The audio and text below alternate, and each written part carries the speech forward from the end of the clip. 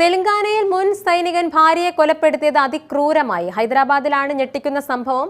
45-കാരനായ ഗുരുമൂർത്തിയാണ് ഭാര്യ പുട്ടവെങ്കട മാധവി എന്ന 35-കാരിയെ ക്രൂരമായി കൊന്നത്. യുവതിയെ കാണാനില്ലെന്ന് കുടുംബം നൽകിയ പരാതിയിൽ പോലീസ് നടത്തിയ അന്വേഷണത്തിലാണ് കൊലപാതകത്തിന്റെ ചുരുളഴിഞ്ഞത്. സംശയം തോന്നിയ പോലീസ് ഭർത്താവിനെ ചോദ്യം ചെയ്തപ്പോൾ ഇയാൾ കുറ്റകൃത്യം നടത്തിയതായി സമ്മതിക്കുകയായിരുന്നു.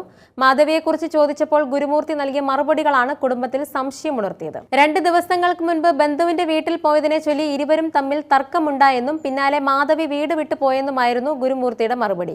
ഭാര്യയെ കൊന്ന് തെളിവ് നശിപ്പിക്കുന്നതിനായി മൃതദേഹം കുക്കറിൽ വേവിക്കുകയായിരുന്നു.